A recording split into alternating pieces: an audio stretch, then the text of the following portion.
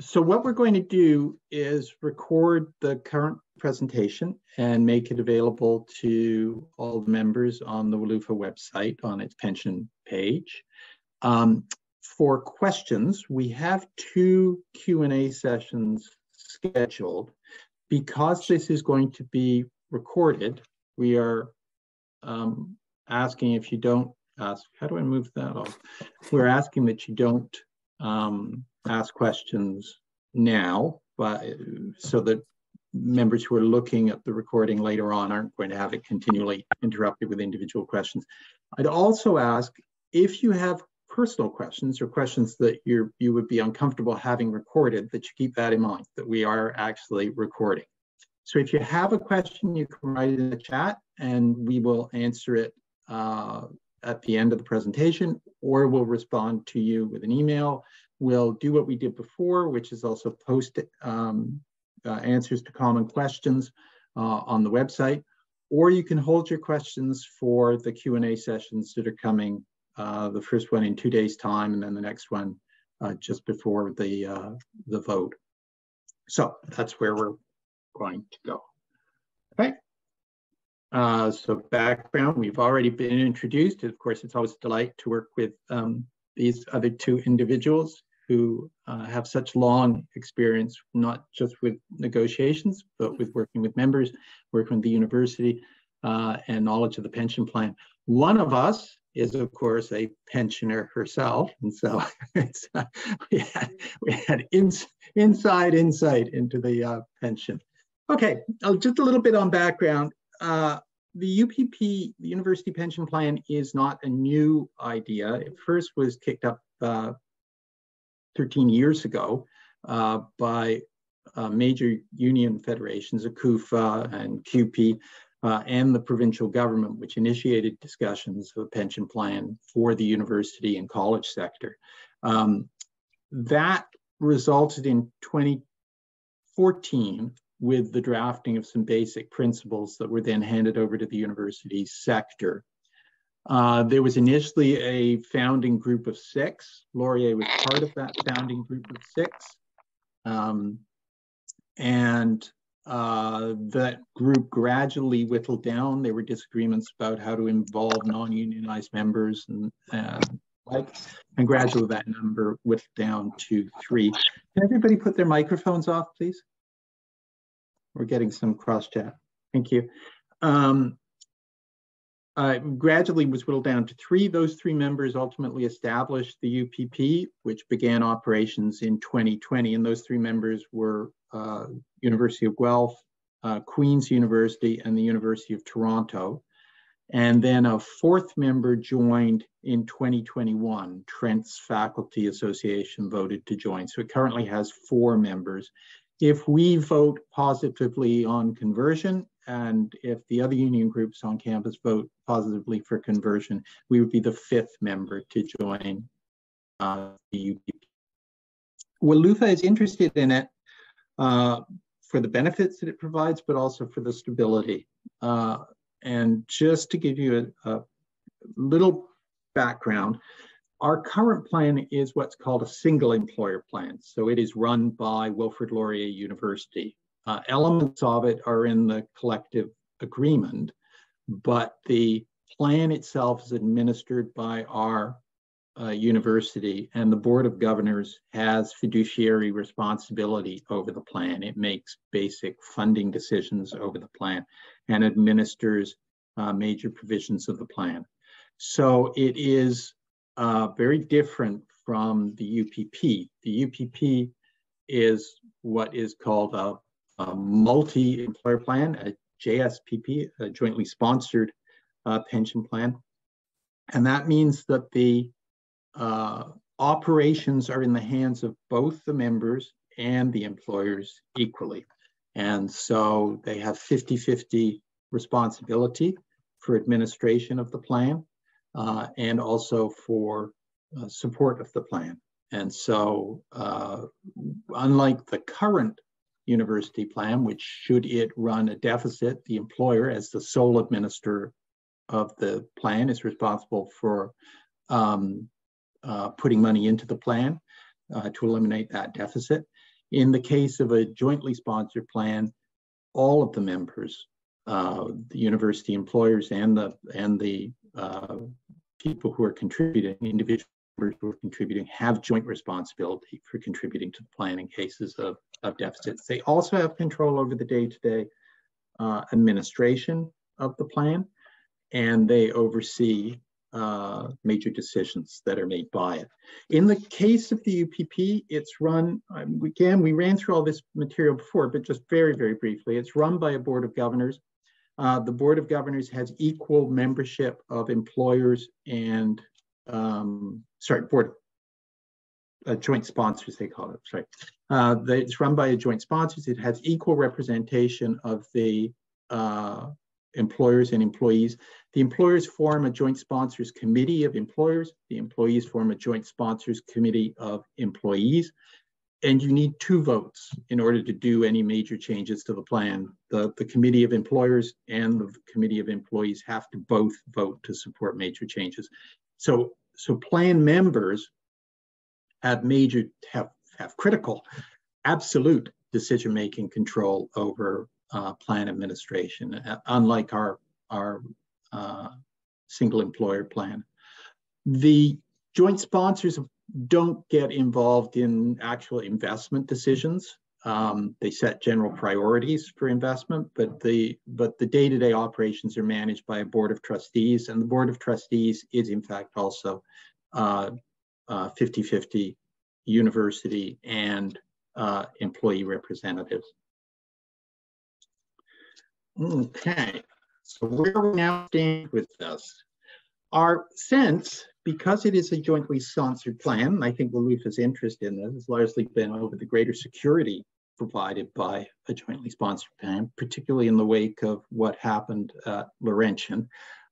We are aware of the vulnerability of a single employer plan that is in control of our pension funds, and that has to meet solvency requirements established by the government, and that is vulnerable, as any single employer is, to potential insolvency, wind up, and what that impact that would have on our pensions. The jointly sponsored plans don't have that vulnerability because they operate completely separately from the institutions that make them up. So it is, the UPP is run by the UPP. If Trent were to become insolvent, the UPP would continue to operate. So it doesn't have the same vulnerability that a single employer plan does. The sad history of the last decade is that plans like ours, defined benefit plans, and certainly hybrid plans like ours, are becoming far less common. They're now almost eliminated from the private sector. And in fact, at many universities have shifted from a defined benefit to defined contribution plans because of the high costs of maintaining defined benefit plans. And so the security doesn't just lie in the fact that a multi-employer, multi-member plan is safer than a single employer plan. It also lies in the fact that there are protections that a jointly sponsored plan in which the employees control the plan administration is safer in protecting our defined benefit plan going forward, because there can't be any changes to our defined benefit plan unless we agree to it. And these sorts of things are under attack in the sector generally. And so being aware of all of that, WLUFA appointed this committee to see what the terms would be should we decide to enter into the university pension plan. And the decision is yours. We will reveal here what we were able to negotiate for you, present the terms of the tentative agreement that we've worked out. This is now similar to a bargaining process. This is our ratification process. The members now have an opportunity to ratify this agreement, send it back to WLUFA, which will then proceed with giving approval, should the members ratify it, of a conversion plan to the UPP. just to sum up here where we are with the UPP and advantages of the UPP, it offers quite a lot to our members in terms of protecting the defined benefit pensions. It's got more stability under government regulations. It's got access to higher income investment opportunities because it is so much bigger. It is 10 times the size of the Laurier plan, and in terms of its membership is over 10 times the size of our current plan. And it has a protection under government legislation over the earned benefits that you have.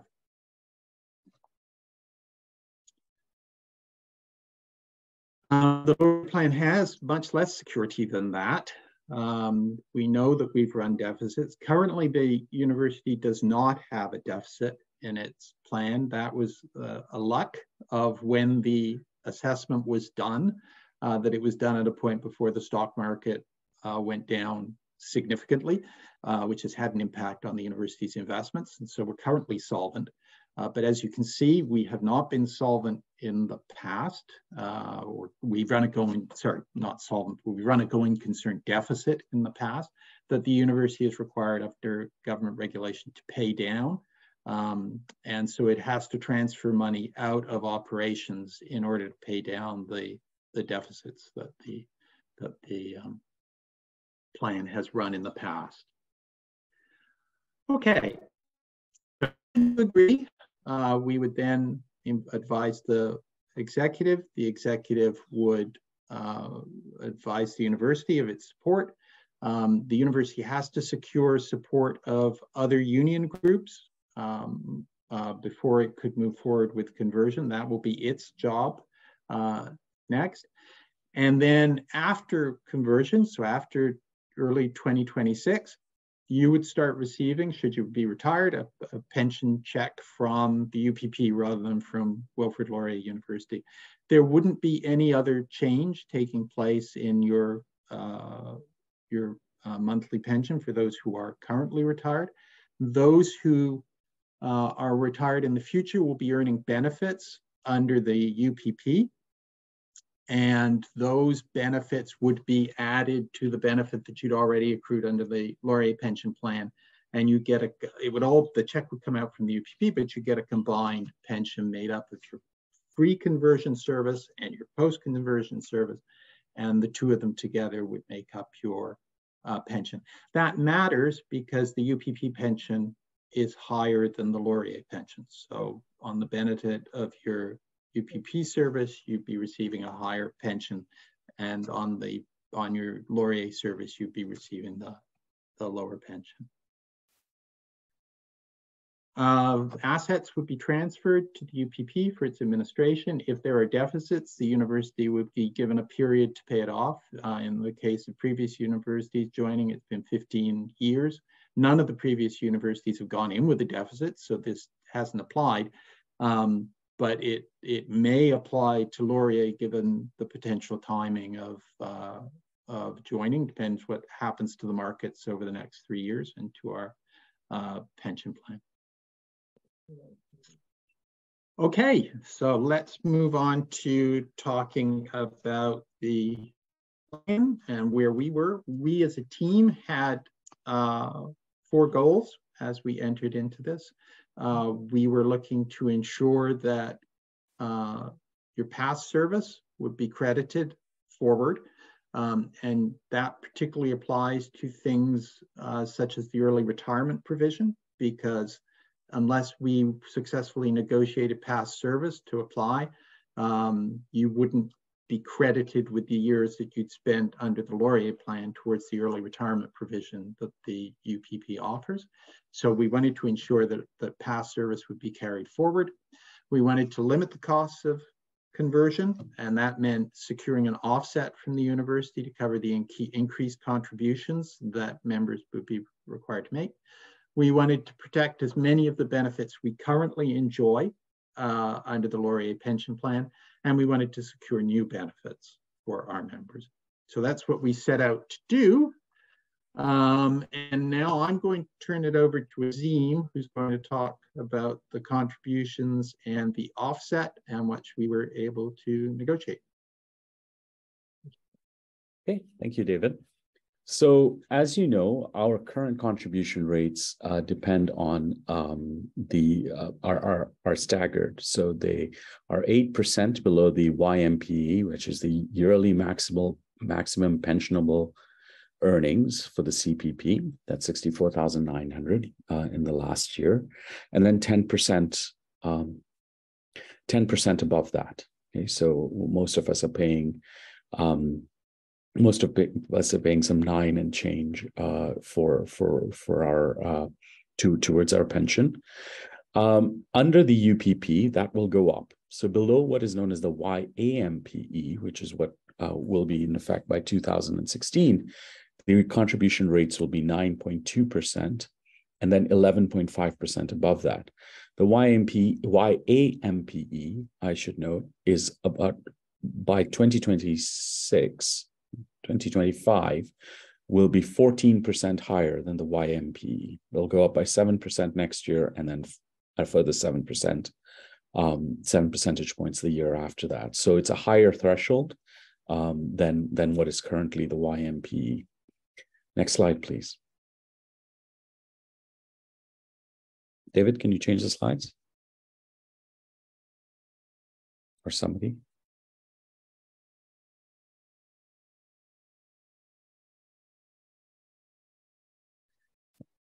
Okay, so what we've managed to negotiate is an offset, and an offset will be 1.2% of your reference salary that will take effect at the moment we accede to the UPP, which hopefully will be on January 1st, 2025. What does this mean? Well, with the UPP, the contributions as percentage of salary were on this orange line, and we're currently paying this teal colored line here, which is, as I said, we start off at roughly 8% of salary. We sort of peak somewhere around 9%, and then it drops off as your income goes up. There are very few members, obviously, within this zone here above $200,000. So most of us are paying within this range here around 9%. Under the UPP, this would have gone up to just over 10% over there. With the offset, we get a 1.2% offset. It doesn't fully make up the extra contributions that we will make in terms of contributions. As I will show in the next slide, it does actually, the benefit to contribution ratio does actually improve dramatically with the offset. So in terms of whether this is a good deal or not, it is still a good deal. But it should be mindful that the offset doesn't fully make up, and that most of us will be paying a little bit more into our pensions than we were under the Laurier plan, even accounting with the offset. Next slide, please. Okay, so just to the accrual rate, the reason why the benefit to contribution ratio is higher under the UPP is because the benefits that you earn as a result, so that what you get out of the pension when you retire is actually higher under the UPP. And that accrual rate increases, obviously, with income because you're making higher contributions into your pension plan. So what this is the amount of your yearly contribution that you will accrue within a year. Sorry, I should say that again. For every year of service, so this is the amount of benefit that you're accruing into your pension. Okay, so if you if your reference salary is about $100,000, you're currently accruing about $1,200 worth of income, pension income, yearly pension income for every year of service. You work 20 years, you get $24,000. Next slide, please. Okay.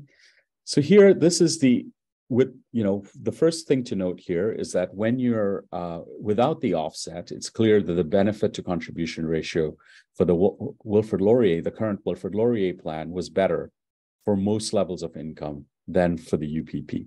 Okay, so this is without the offset. You'd have been paying more into the plan, the benefit to contribution ratio is better for the UPP at lower salary levels. And this has to do with the structure of how the UPP, the way the UPP pays out. But at higher levels, it was clear that the Laurier plan was actually had a better benefit to contribution ratio. Once we put in the offset, which is a 1.2% increase to base salary, we actually have the UPP dominating the Wilfrid Laurier plan in terms of benefit to contribution ratios. So, so already with the offset, I think we're doing better in terms of monetarily, at least. This does not account for all the security benefits and the like with the UPP than we would be doing under the current pension plan. Next slide, please.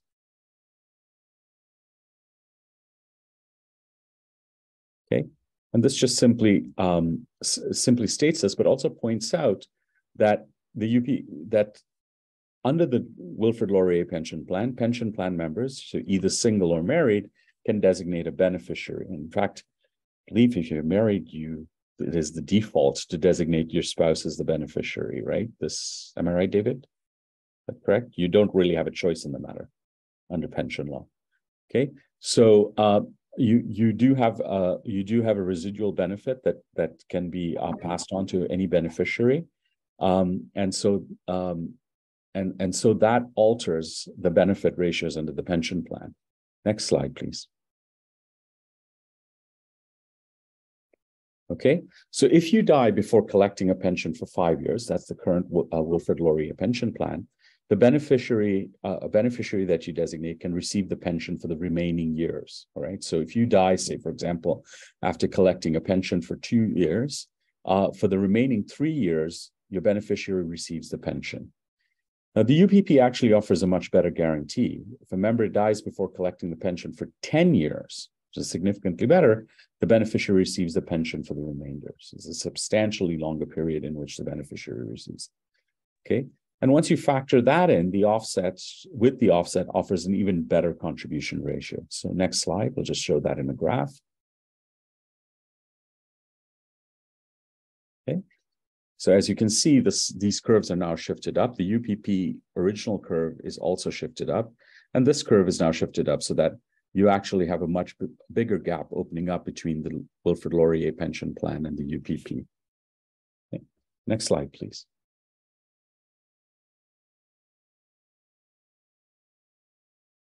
For married members, as you know, as you may well know already, the Wilfrid Laurier pension plan offers a benefit for surviving spouses. Okay, so surviving spouses can receive 60% of your pension after your death for the rest of their lives. Okay, but in order to pay for that spousal benefit, your member's pension is reduced, and it's actually reduced in a way that it's equivalent to the 5-year guarantee. So you're not actually better off than the 5-year guarantee. So if you are married, your pension will be smaller a priori to pay for the potential benefit to your spouse in the future. And a lot of and the degree to which your pension will be reduced is dependent on the age of your spouse. So now, under the UPP, surviving spouses get 50% of the member's pension. Next slide, but with an important benefit. Okay, and that is that your initial pension, okay, it doesn't matter. The initial pension is not reduced. Okay, so you do not have that reduction in your initial pension to pay for your spouse for your potential spouse's benefit at the end of this. Instead, you receive your full pension. So when you look at how once you factor that in, and these are just actuarial calculations, I didn't make these up, the UPP benefit is substantially better at all income levels than what is available under the Wilfrid Laurier pension plan.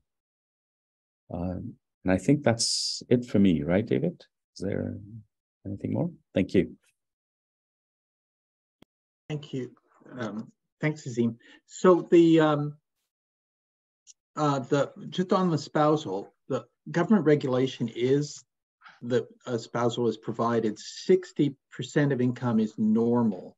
So under the UPP, your spouse and yourself have to agree to the 50%. and you would then sign off that you agree to the 50%. The advantage of that is that you then have an unreduced pension while you're a couple. The disadvantage of it is that your surviving beneficiary would get 50% of your pension, not 60% of your pension. So there is a trade-off, but given that male and female life expectancies are now less widely separated than they were 20 or 30 years ago, it does mean that you will have a higher pension in all likelihood for a longer period, and because spouses aren't tending to survive their partners by that much, unlike my parents' day, when they certainly did. Okay, so that's a little bit on the offset. I would point out also, Azim is being very humble here, but our offset is the best offset that's been offered by any of the universities. We managed to secure 1.2%, which is higher than the 1% that was secured anywhere else. Doesn't sound like a lot, but it's 20% more than anybody else got. Moreover, it will apply to not just full-time faculty, but all contract faculty, and it applies to contract faculty whether they are members of the pension plan or not. So this is a 1.2% salary increase for all contract faculty members teaching at Laurier. Of course, all full-time members are part members of the pension plan, so it will affect all full-time members as well. So we were quite pleased with the offset in terms of what we got. And when we ran the numbers on it, it was clear that it provided a real benefit for our members in terms of not just compensating them for almost the entire cost, but giving a substantial compensatory benefit to members should conversion take place. And we know that one of the major concerns that members had was the issue of the increased cost of the UPP, and with the offset, that cost is eliminated for our members. Okay, early retirement. This is something we did have to negotiate. So the way Laurier, the Laurier pension plan, does not have an early retirement provision. Members who decide to go early suffer a penalty for deciding to go early. And depending on when you started working and the age that you choose to retire before normal retirement age, which is 65, that penalty is larger or smaller. And it depends on these proportions. But just for an example, if a member wanted to retire at 60 and they were hired in the year 2000, the reduction to their pension for that individual would be 12.5%. Now, that's not a reduction over the pension they would get when they were 65. That is a reduction over the pension they would accrue at the age of 60. So it is a significant penalty that members accrue for retiring early at Laurier. Somehow my down button's not working, so let me get that. Yeah. The UPP, though, does have an early retirement provision beginning at the age of 60. If you hit an 80 factor, and I imagine most of our members are familiar with this because of it's very similar to what exists in the teacher's pension plan, that when you have years of service that you've accrued plus age, and when that hits the magic number of 80, you can retire with an unreduced pension under the UPP. Now, that saves 12.5% of their pension for an individual, for our hypothetical individual hired in the year 2000. But it would only have applied to service accrued after joining the UPP, so that the 80 clock would only begin to count from the date of conversion. So 2026, January 2026 on, the 80 clock would start running. It was important that we negotiate past service counting towards the early retirement benefit, and we successfully secured that. So all of the service that you would have provided at Laurier prior to conversion will count towards the magic number of 80, which will allow our members to retire at 60 with an unreduced pension. Once again, the pension they'll collect is the pension they would have collected at the age of 60, but it's not reduced. So the benefit of this is, for our hypothetical individuals, somewhere around 12.5% of their pension. Okay, we also secured something that we thought was a great benefit for our members, and that is to earn pensionable service on administrative stipends. So for chairs, department heads, coordinators, area coordinators in business, anybody who is a member who earns an administrative stipend as part of their administrative work for the university will have that part of their pensionable earnings. It means they will pay a pension on it, and the university will make a pension contribution to it, but that now goes into your salary when the calculation comes of your best years. So under the UPP, the calculation is for your best 4 years. And I think you can imagine what this will now do to your salary, that if you choose to take on the job of a department chair or an area head in the 3 years before retirement, and you get an administrative stipend of, say, $5,000, that $5,000 now counts on your best year's salary for pensionable earnings, boosting your final salary pre-pension up by that $5,000. So you will carry that benefit for the rest of your life of an increased salary for the administrative service that you have done. This will have, I think, particular benefits for faculty members who are close to retirement, because they will be able to give their salary a big push before they retire. Though it would also have an impact on any faculty member who's, I mean, if we're living in the era of 1% salary increases, it would have a major impact on potentially creating best 4 years salary for that member, even if they were a little further from retirement.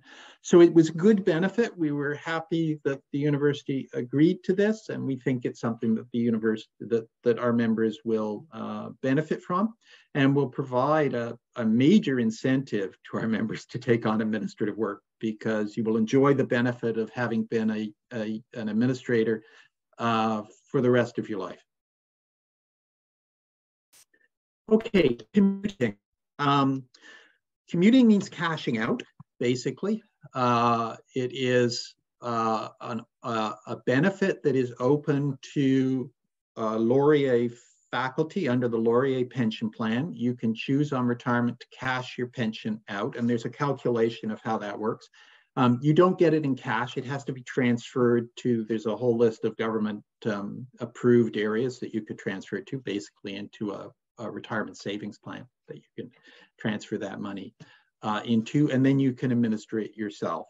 Not many of our members do this, but some do. And for those members who choose to do so, it's an important benefit. The UPP, like virtually every other pension plan in Canada, does not allow commuting. And so the question is, what happens to that right for our members when they commute in? Should we decide to convert in, what will happen to that benefit? The university can't guarantee what would happen. What it did agree is that we would make a joint presentation to the UPP of our demand for a window to allow members who were close to retirement age and counting on being able to commute their pensions to do so during that window of opportunity. And that would be a 3-year transition on all pension earnings, UPP pension earnings, as well as Laurier pension earnings, and then a 5-year window, well, 3 to 5, so an additional 2 years, which would allow members to commute out their the Laurier pension portion of their pension. We have been in touch with the UPP Joint Sponsors Employees Committee and they think that this is a reasonable option that they would agree to.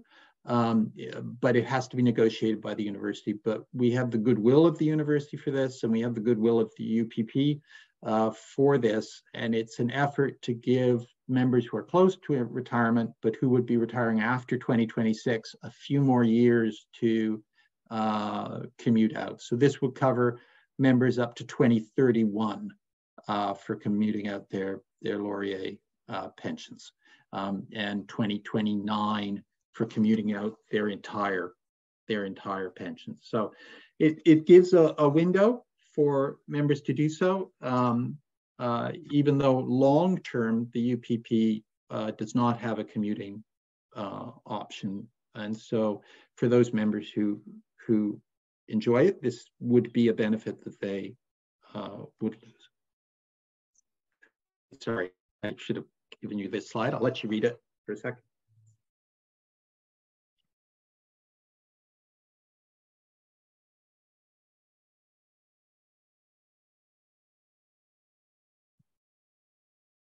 Azim, I can see you. Have you had time to read it? Okay. All right.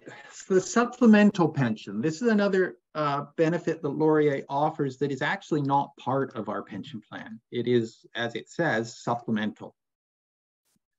It was established in 1999 by the university to provide a pension to individuals whose income exceeds the maximum contribution limits established by the government. And those contribution limits change every year. They go up every year. For 2023, it's $195,313 of income. It will go up next year, and it'll go up the year later. So it is actually going up faster than our incomes are going up. And as a result, the number of people to whom this will apply will probably go down over time because of the increases that are well, unless our negotiators are successful in giving us huge pay increases. But under normal circumstances, the rate of the government increase in maximum income goes up faster than our salaries. So what the university does is it contributes to a notional account 7%, so its contribution that it makes to your regular pension. It puts in this notional account 7% of your income over $195,000, and it would contribute that to a notional account. When you retire, it would then combine that money that was in that notional account into your pension, and it would pay it out either through the money purchase plan pension or through the minimum guarantee pension, depending which one was higher. The university wants to get out of this business. It doesn't want to continue to have a supplemental pension arrangement. We have no guarantees over its existence. It's a benefit that was granted by the university. It's administered entirely by the university and the Board of Governors. And so we were engaged in negotiating it, recognizing that we actually stood on a weak foundation here, because it's not part of what would convert to the UPP. The UPP has no supplemental pension. It would continue to be given to you by Wilfrid Laurier University. And if we had not brought any changes, it would continue to be subject to the will of the university in terms of what this pension was, how much it put into it, what your earnings would be, how it was treated. And so we managed to negotiate, this is the first one. No, it's more background information before we actually come to it. So I'll just let you take a look at that before I tell you what we were able to do.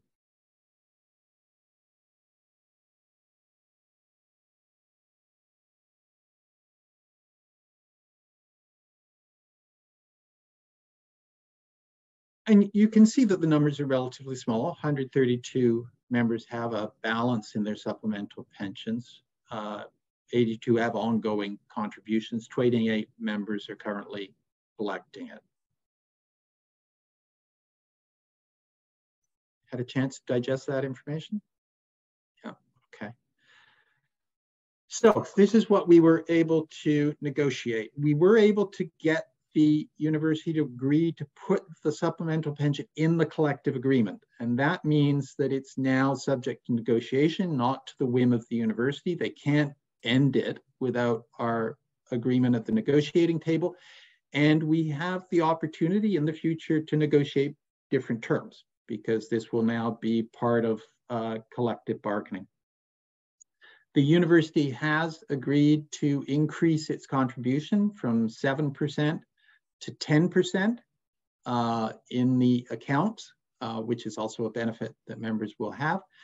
But the cost of this is that it is moving out of the defined benefit portion, and it will just be a DC plan. So the university will take the 10% of your income over 195,000. It will put it in a notional account. It will earn interest on that, and then it will pay it out to members on their retirement.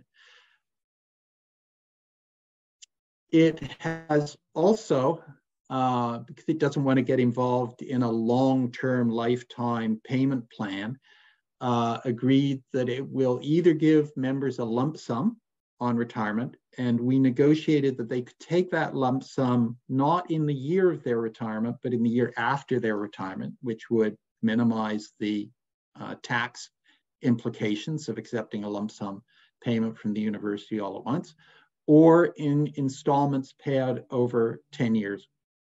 It is transferable to beneficiaries or a spouse, so they would benefit from the payment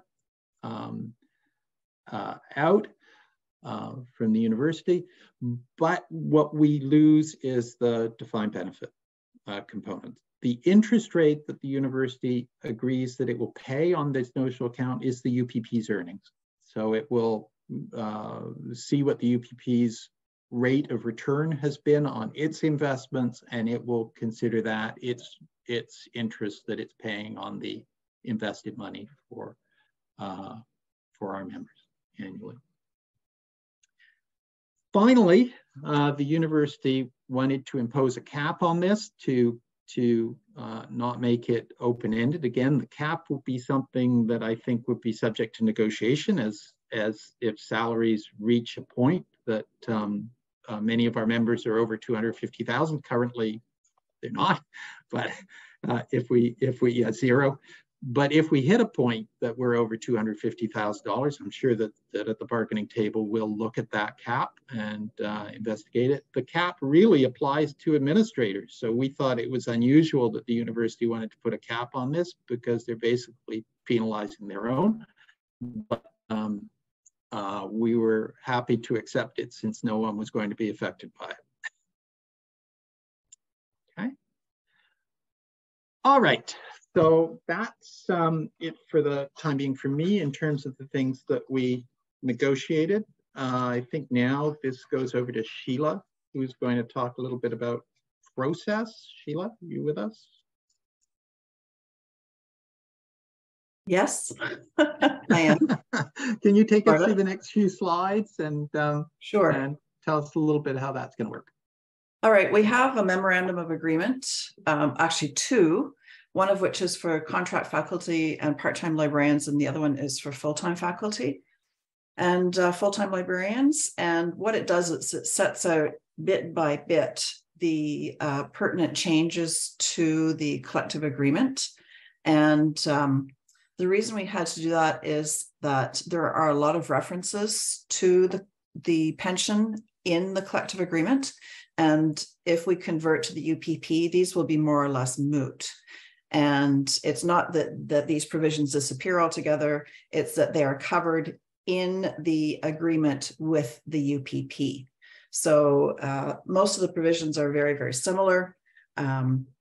So our members will still have the the sorts of protections and so on that they have under our CA or collective agreement, but they're set out in the document that the UPP has rather than specifically in our collective agreement. Bear in mind that the UPP is administered by an employee group and an employer group, and so changes can't be made without the agreement of those two parties. So it's not like we're going to enter into this and then there will be all kinds of changes that might disadvantage our members. The memorandum of agreement will in fact be part of our collective agreement on a go-forward basis, so it will be attached to the collective agreement. Could I have the next slide, please?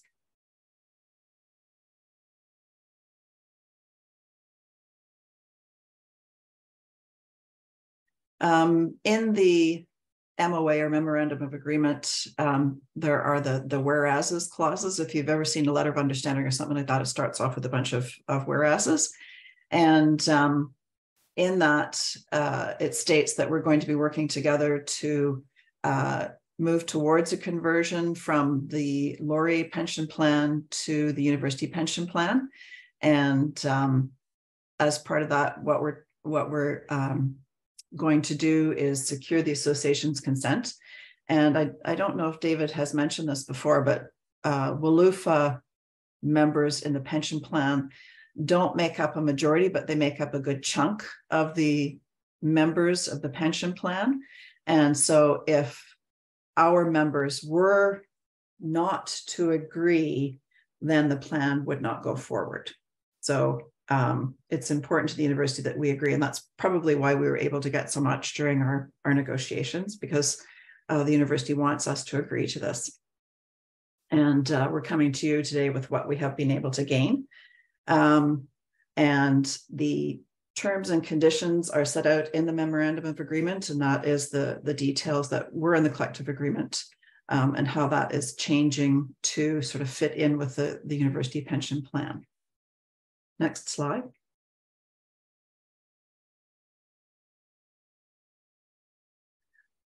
Yeah, so there are attachments that set out clause by clause the changes to the collective agreement. And a lot of that is, in fact, deletions, because it contains provisions specific to the WLU pension plan. And because there is a document that the university will sign with the UPP that goes over all of those things, it is, first of all, unnecessary to have it in the collective agreement. And also, there were a few areas where the provisions are slightly different, and so we can't have those in our collective agreement. So that's one part of it. And then there's a provision that says that provisions of the UPP will not be subject to grievance or arbitration, but will be dealt with by the UPP dispute resolution process. And that is common for all of the universities that have joined the UPP up to this point. And that's not uncommon either in pension plans. So it's not that